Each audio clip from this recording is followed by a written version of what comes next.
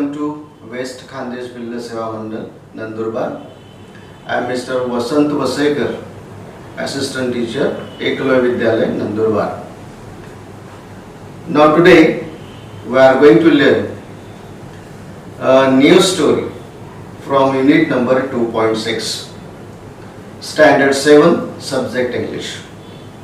Now open your books and see page number 55. Now see the title of the story. Great scientists have a questioning mind. Now in Marathi you may transcribe like that way. महान शास्त्रज्ञांचे मन असते चौकस. Now this story is written by the great scientist Dr. APJ Abdul Kalam. Now here, late Dr. APJ Abdul Kalam was the President of India from 2002 to 2007. Dr. Kalam was awarded Bharat Ratna for his contribution to the scientific research and modernization of defense technology in India. He loved children. Doctor कलामांविषयी तुम्हाला माहिती असेलच. Doctor Kalam यांना मुलं फार आवडत असत. मुलांवरती ते खूप प्रेम करत असत. His books and ideas have inspired many young Indians. त्यांनी जे लिहिलेली पुस्तकं आहेत त्याच्याने अनेक तरुणांना, भारतीय तरुणांना प्रेरणा मिळते. In this passage he talks about another great Indian scientist. या लेखामध्ये त्यांनी वेगळे भारतीय असे सायंटिस्ट जे आहेत त्यांचं वर्णन त्यांनी केलेलं आहे. C.V. Raman means Chandrasekhar Venkata Raman. Now see page number 55 and see activity number 1. List 3 of your favorite people to which of the following categories? Do they belong? Add a new category if necessary. खाली काही वर्गवारी दिलेली आहे. त्या वर्गवारीमध्ये तुमचे आवडते जे असे लोक असतील त्या कॅटेगरी मधले कमीत कमी 3 लोकांची नावं सांगायची आहेत. First of all I read out categories. सुरुवातीला तुम्हाला वर्गवारी जी आहे ती मी वाचून दाखवतो आणि त्याच्यात तुम्ही निवडायचे आहे. सायंटिस्ट, क्रिकेट प्लेयर, ॲक्टर और actress, teacher, singer, dancer, sports person, musician, artist, social worker, political leader, progressive farmer, soldier, housewife, doctor, policeman, lawyer, engineer, architect, businessman, journalist. For example, scientist C.V. Raman, then cricket player M.S. Dhoni और Tendulkar, political leader Narendra Modi end journalist Rajat Sharma. As the same way you may choose. Now see another activity. Describes orally in a sentence or two what each of that above do and the special requirement of their profession. Now here to describe म्हणजे वर्णन करे. तोंडी तुम्ही वर्णन करायचं आहे in a sentence or two. एका वाक्यामध्ये किंवा 2 वाक्यामध्ये. फॉर एक्झाम्पल आता वरती ज्या वर्गवारी दिली आहे त्यांच्यापैकी कोणाचं तरी वर्णन करायचं आहे.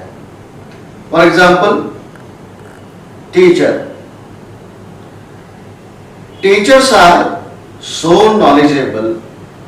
I want to be a teacher. Then political leaders leaders have to understand people's problems.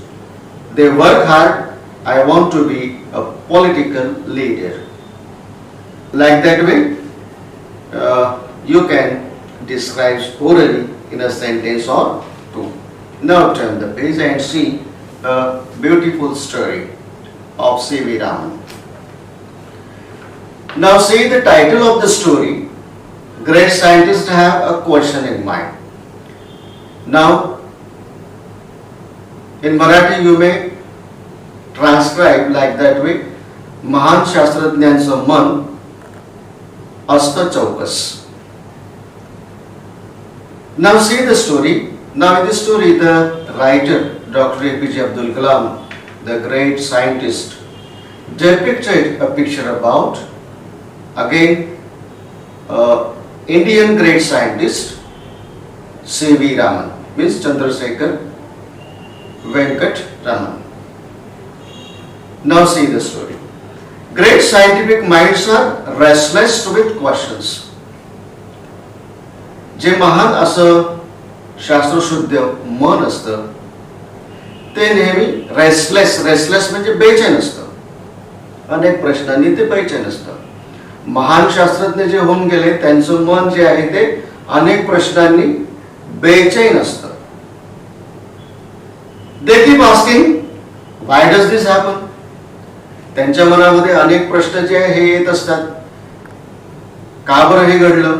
Happen म्हणजे घडणे. Can I make it better? मी अजून यापेक्षा चांगलं करू शकतो का? Or what more can this do? अजून आपल्याला काय करता येऊ शकतं? अशा प्रकारे महान असे जे शास्त्रज्ञ आहेत ते नेहमी रेस्टलेस बेचैन असतात आणि त्यांच्या मनामध्ये अनेक प्रश्न जे आहेत ते निर्माण होत असतात. Let us study the life of a greatest scientist. आपण एक महान अशा शास्त्रज्ञांचा जीवनपट याविषयी अभ्यास करणार आहोत. Let us study the life of a great scientist who lived in the same era.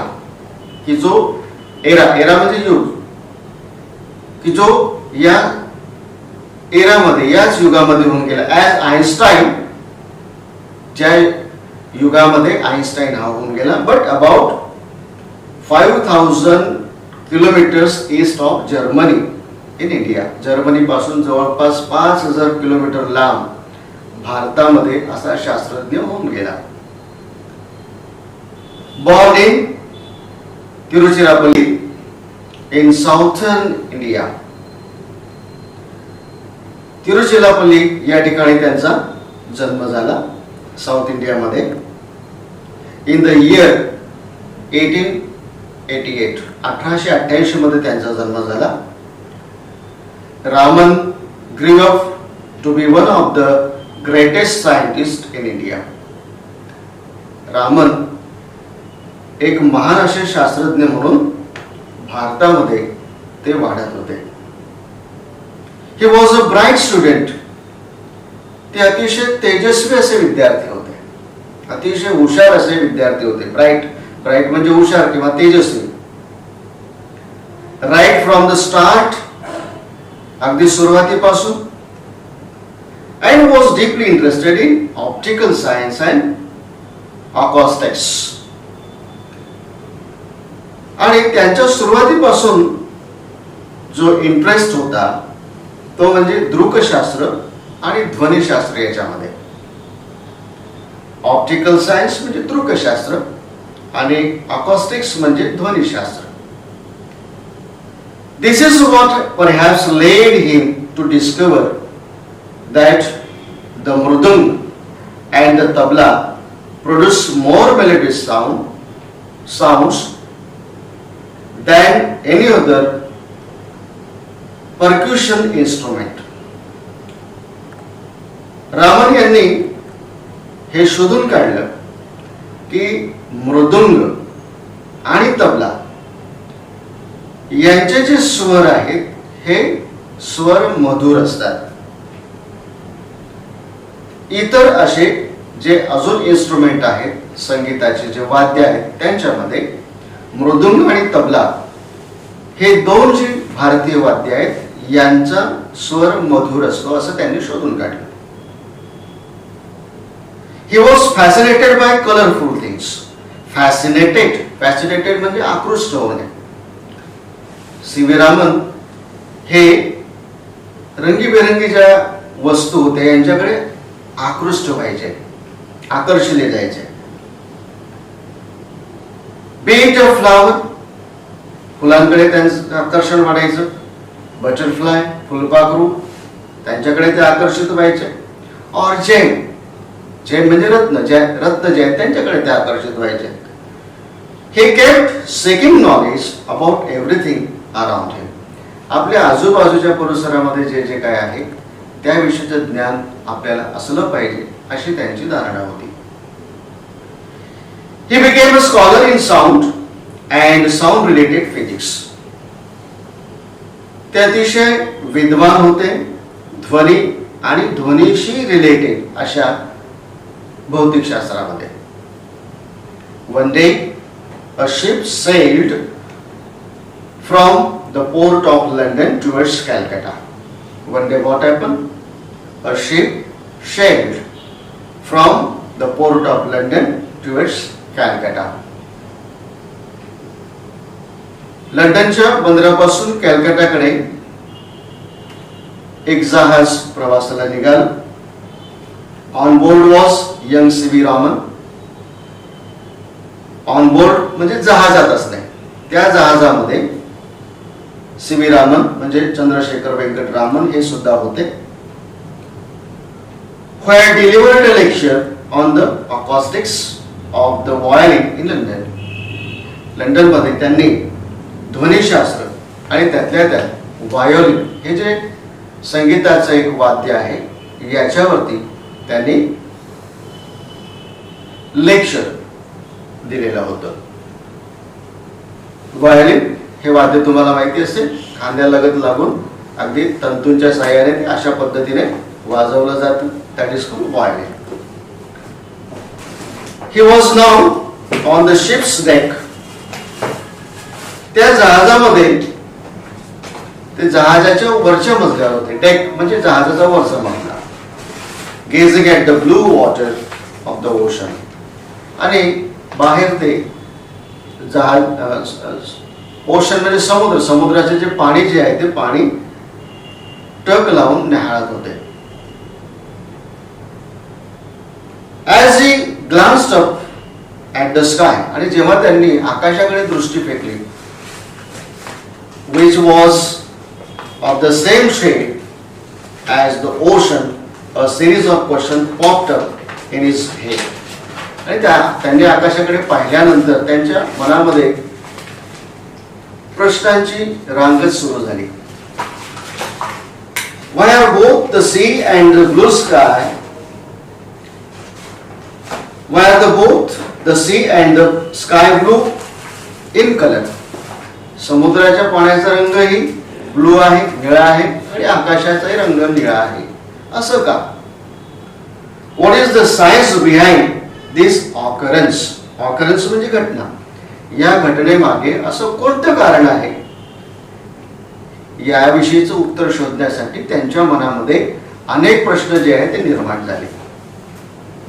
His mind seemed to suggest that the reason could be scattering of light by water's molecules.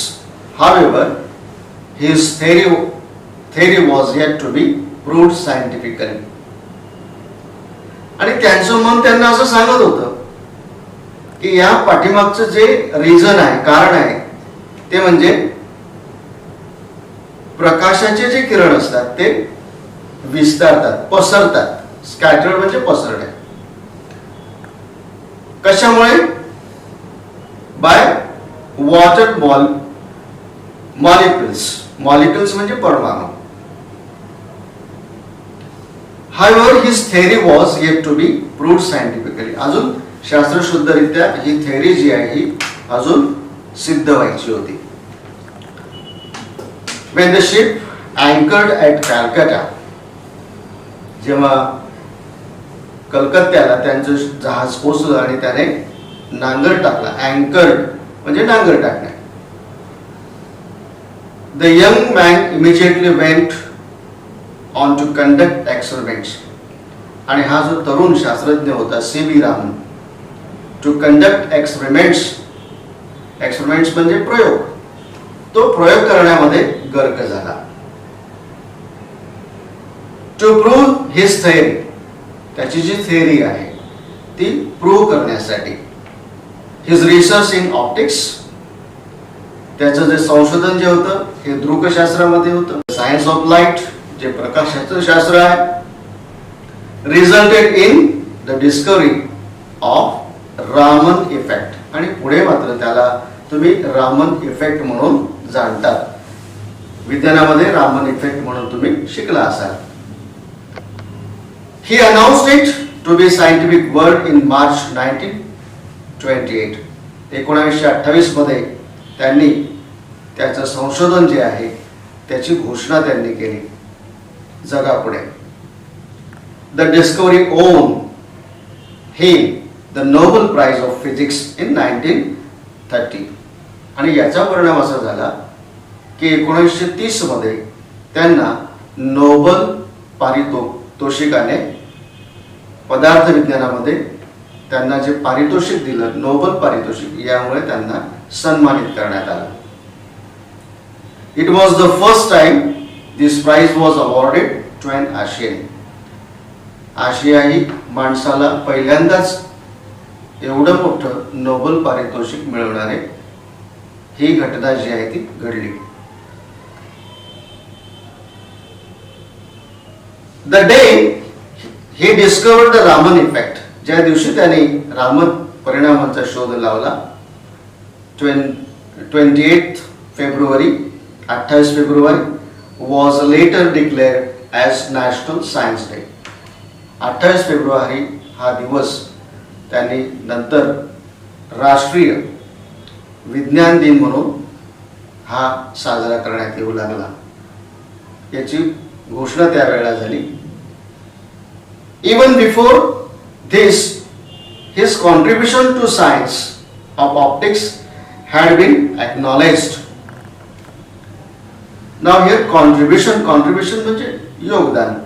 Contribution to the science of optics, दृकशास्त्रामधलं त्यांचं जे योगदान आहे हे had been acknowledged. Acknowledged म्हणजे ओळखलं जाऊ लागलं. And he was elected fellow of Royal Society in 1924.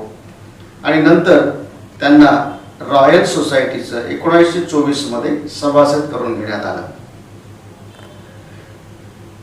He would have learnt about the Raman effect in detail at school. विद्यार्थी मित्रांनो, तुम्ही शाळेमध्ये रामन परिणाम, रामन इफेक्ट विषयी तुम्ही शाळेमध्ये शिकला असाल. But you know the discovery subsequently helped in determining the internal structure of some 2000 chemical compounds. आता रामन इफेक्ट म्हणजे प्रकाश जो आहे, प्रकाशाचे किरण जे आहेत ते एका सरळ रेषेमध्ये जातात. स्पेक्ट्रम तुम्हाला माहिती असेल. आणि पांढऱ्या रंगाचे हे प्रकाश किरण जे आहेत नंतर 7 रंगांमध्ये ते रिफ्लेक्ट होतात. आणि जास्तीत जास्त रिफ्लेक्ट होणारा जो कलर असतो, 7 रंग तुम्हाला माहिती आहेत, ड्रॉइंग मध्ये तुम्ही ते शिकला असाल. आणि सगळ्यात जास्त पसरणारा जो कलर असेल तो म्हणजे ब्लू कलर. आणि याचंच एक असं कारण आहे की आकाशाचा कलर जो आहे हा निळा दिसतो, कारण तो सगळ्यात जास्त पसरतो. असंच जर आपण दुसऱ्या ग्रहावर गेलो, आपण पृथ्वीवरून जर पाहिलं तर असा परिणाम दिसतो. पण सेम तुम्ही दुसऱ्या ग्रहावरून जर पाहिलं तर तुम्हाला आकाश निळं दिसणार नाही, ब्लू कलरचं दिसणार नाही. Now you would have learned about the Raman effect in detail at school. तुम्ही शाळेमध्ये रामन परिणाम जे आहेत, रामन इफेक्ट जे आहेत तुम्ही शिकला असालच. But do you know the discovery subsequently, नंतर तदनंतर, सबसिक्वेंटली म्हणजे तदनंतर अजून काही जे शोध लागले त्याच्यामध्ये मदत मिळाली या रामन इफेक्टची. Help in determining the internal structures, internal म्हणजे आंतरिक structure of some 2000 chemical compounds, जवळपास 2000 केमिकल कंपाऊंड्स, कंपाऊंड्स म्हणजे संयुग, हे शोधले गेले. And can you guess what the cost of equipment, आणि हे सगळं संशोधन करण्यासाठी जे काही त्यांना इन्स्ट्रुमेंट लागले ते, याची किंमत तुम्हाला माहिती आहे का? That Raman use to prove this theory, की ज्याच्या साहाय्याने त्याने ही थेअरी जी आहे ही प्रूव्ह केली. अ मेजली 200 रुपीज, याची किंमत फक्त विद्यार्थी मित्रांनो 200 रुपये एवढी होती. मेजली म्हणजे क्षुल्लक. Raman strongly felt that scientist should not be confined to laboratories to solve scientific problems.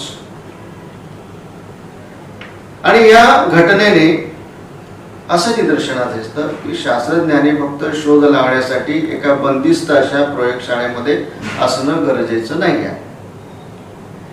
They should search around themselves, आपल्या आजूबाजूला ते शोधू शकतात. And find those answers in accordance with nature, accordance with म्हणजे त्यानुसार, निसर्गाच्या नुसार ते शोधू शकतात.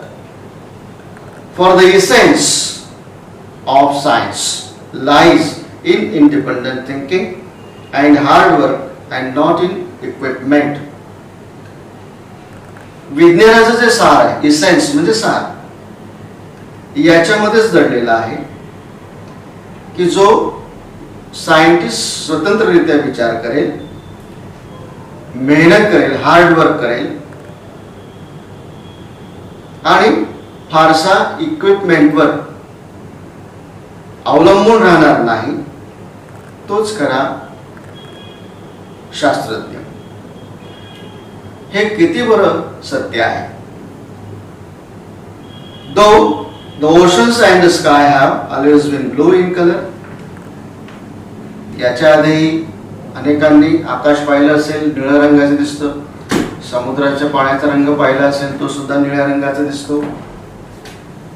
पण असा शोध जो आहे तो कोणी लावलेला नव्हता. इट नीडेड क्वेश्चनिंग माइंड, आणि याच्यासाठी जिज्ञासू मन जे आहे, जिज्ञासू मन आवश्यक असतं विथ अ सायंटिफिक आउटलुक, आणि त्या मनाला एक वैज्ञानिक दृष्टिकोन जो आहे तो आवश्यक असतो. To find the reason behind it, आणि याच्या पाठीमागे जे कारण आहे ते कारण शोधण्यासाठी एक जिज्ञासू मन जे आहे ते आवश्यक असतं.